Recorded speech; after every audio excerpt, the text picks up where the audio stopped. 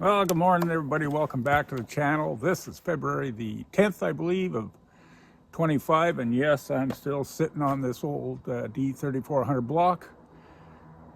Spent a couple of days here just cleaning up some stuff like oil journals through and ports through crankcases and cam bearings and the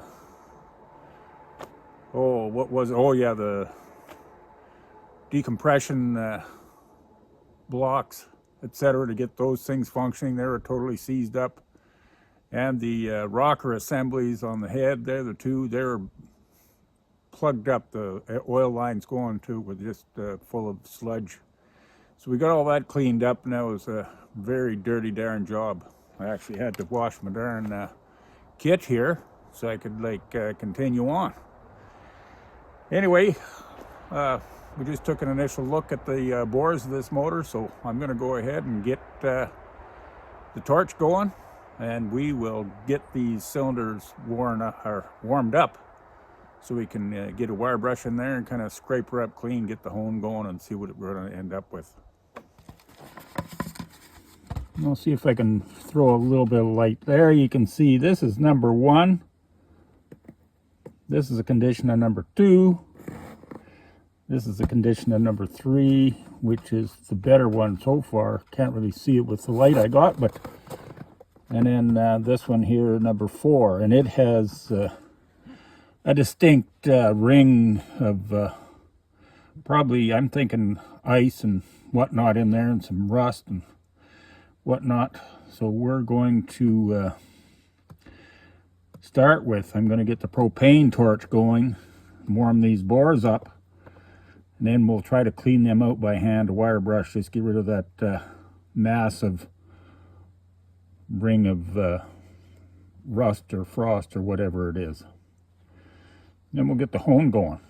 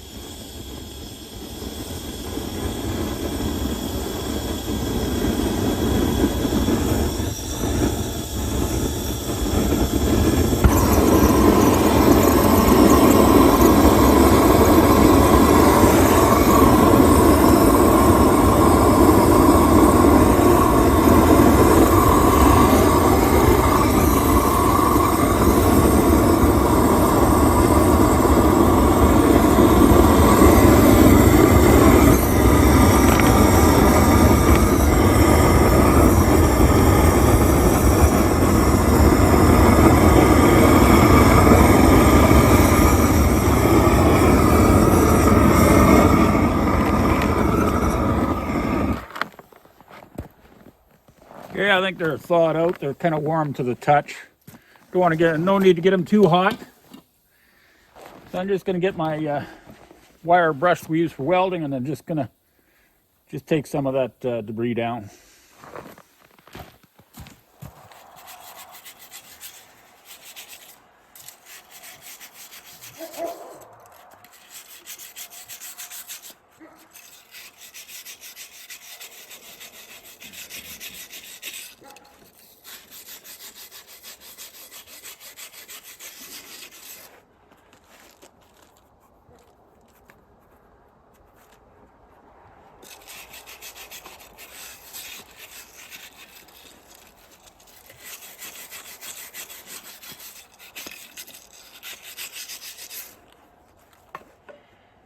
These 3 are cleaned up pretty nice there. A hone will go a long ways. But this is number 1, and I can feel that there's a ridge of rust. So I'm going to get one of my scrapers and scrape it up and down.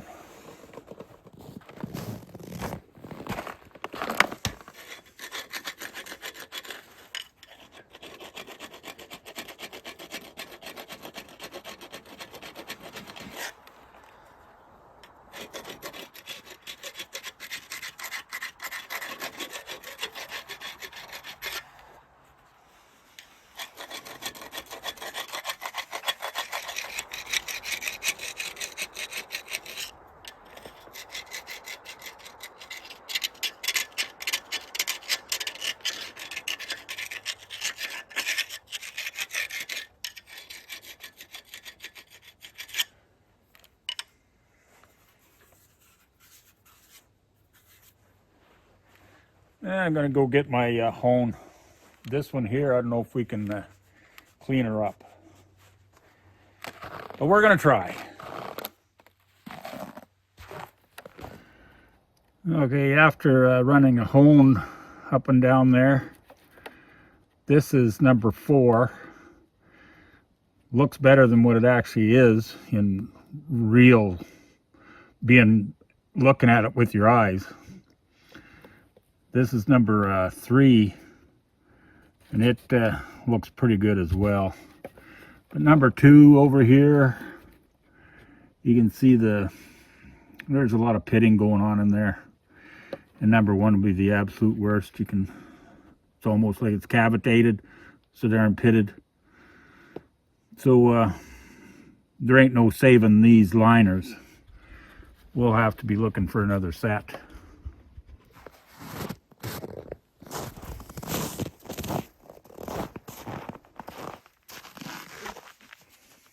I laid this whole block on its side and spent quite a bit of time yesterday just running the hone back and forth in and out of all of these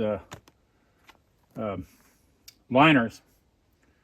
And I got number 4, 3, and 2 in reasonable condition where the piston and rings will slide up and down.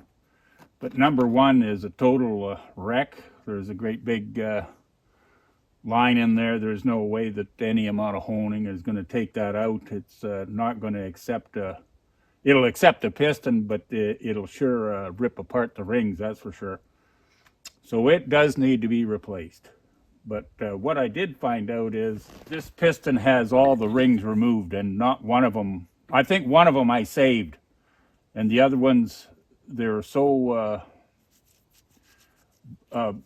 eroded or rusted in there and full of carbon that I couldn't get them out without breaking them. So saved 1, 2 oil rings are wrecked, and 2 compression rings are wrecked. I still haven't run the scraper around the lands to clean this piston up, but I just want to show that on this particular engine, 3400s, the pistons have to be, with rings, have to be installed in the block before you get the crankshaft in it. But I've discovered something. Just watch that number 4 hole. I'll push that piston in. And again, the piston has no rings, so it just slides very easy.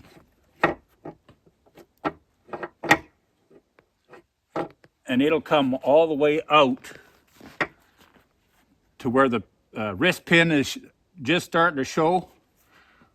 So a guy can actually push these pistons in, no rings, push them in, put the rings on, use your ring compressor, and then just push them in that way, as opposed to trying to manipulate all those rings inside the block cavity, which seems to me it's kind of a hard thing to do. But this here seems pretty reasonable to me. I'll bring you in for a close-up.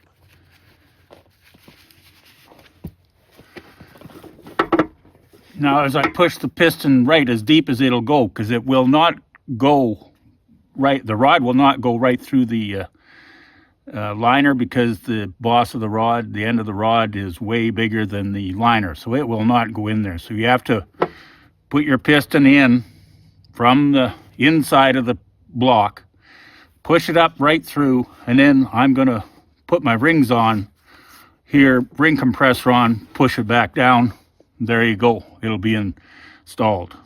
Much easier than trying to put it in, push the piston in from the inside of the block and manipulate those rings with your fingers, because I don't think you can get a ring compressor on very easily. All right, here I have all 4 pistons in their holes. There's no rings on any of them, but they're just sitting in their home.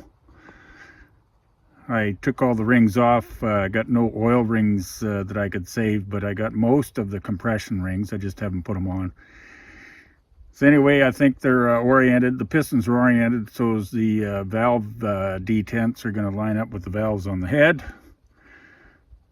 So that was a pretty good afternoon's work there. A lot of cleaning and scraping and tweaking those rings out of place, but we got that part done. I got one of the pistons back out and just about lost her. I just wanted to point out a couple of things on these pistons. These are the old style D3400 pistons. They're referred to as a two-piece, but actually I consider them a three-piece. You got the aluminum body right here with the two oil rings and two of the compression rings, and then you got this steel mid area that holds the top compression area. So that's two parts already. But the very top of the cap, this here part here, the top of the piston, is actually a threaded on piece. They screw it right onto this steel piece. I don't know how this is attached, this aluminum to the steel is attached. Probably just pressed on there, pushed on there, molded into it somehow. But I know this is screwed on, and there's a little detent here. I don't know if you can see it very clearly. A detent right there. Once it's screwed on tight, they press that in, so it kind of locks it on to the threads.